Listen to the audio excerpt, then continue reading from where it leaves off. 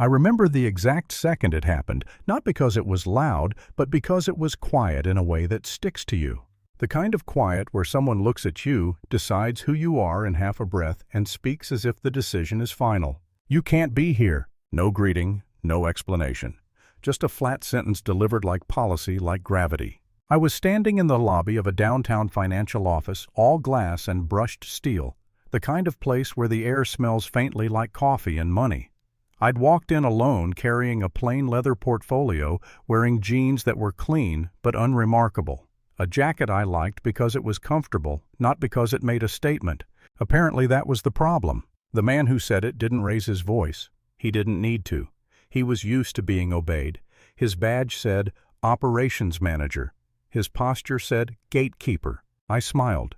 Not because I found it funny, but because I've learned something over the years. When people underestimate you, they reveal far more about themselves than they realize. "I'm here for a meeting," I said. He glanced past me, scanning the room, as if expecting someone else to step forward and vouch for me. No one did.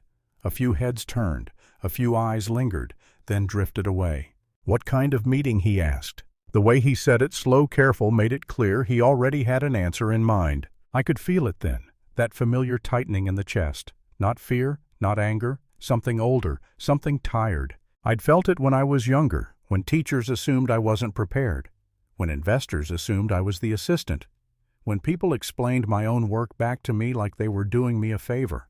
I took a breath, an internal one. He let out a short laugh, not cruel, just dismissive. "This floor is restricted," he said. "If you're looking for customer services, it's downstairs." There it was, the line, the invisible border drawn by appearance, by assumption, by comfort. I could have corrected him right then, could have said my title, dropped names, pulled out credentials.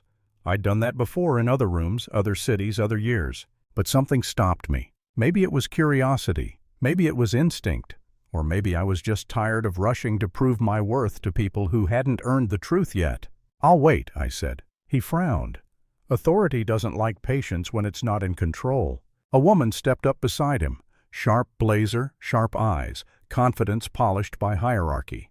She looked at me the way people look at an inconvenience they intend to remove efficiently. "There's a process," she said, "and right now you're disrupting it." I nodded slowly. "I'm standing," I replied, quietly. A couple of people nearby shifted. One man pretended to scroll on his phone, though his screen was dark.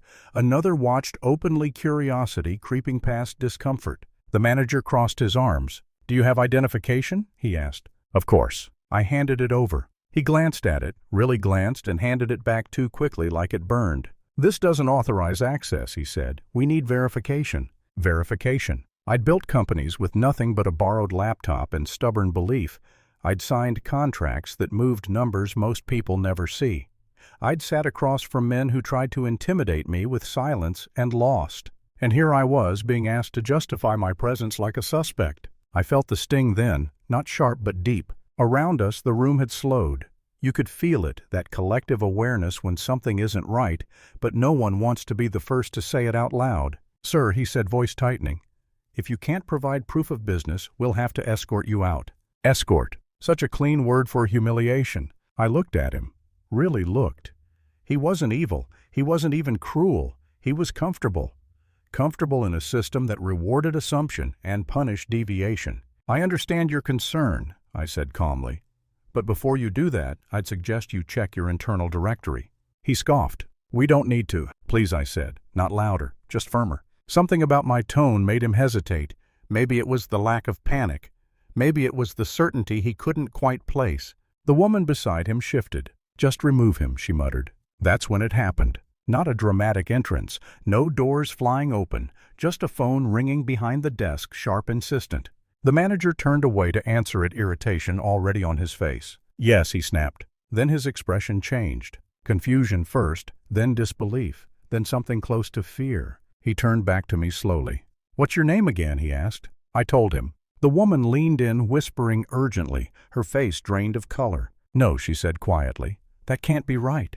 Behind the glass walls, people were standing now, watching openly. Phones were no longer subtle. The manager swallowed. "Sir, there's been a mistake." I tilted my head. "Was there?" I asked. Not unkindly. Another phone rang, then another. A man in a tailored suit appeared from the hallway. older, composed eyes, sharp with recognition. He stopped when he saw me. Then he smiled, wide, relieved. "There you are," he said, walking over quickly. "We've been waiting." The silence that followed was heavy enough to bend steel. The manager stepped back like the floor had shifted under him. You're... I didn't finish it for him. I didn't need to. The truth settled on the room all by itself. I watched their faces change, the recalculation, the regret, the sudden scramble to rewrite the last 10 minutes. Apologies came fast, awkward, overlapping. "I didn't know. We were just following. There was a misunderstanding." I listened. I always do. Then I closed my portfolio, slow and deliberate. "I believe you," I said. "You didn't know." They relaxed just a fraction. But I continued, "You didn't ask either." That landed. I didn't raise my voice. I didn't threaten consequences. I didn't need to.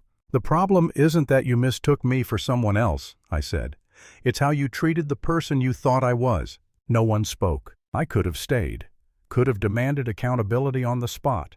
Could have watched careers unravel in real time. Instead, I turned toward the hallway. "I'll see you upstairs," I said to the man who recognized me. As I walked away, I heard it, the sound of realization chasing regret.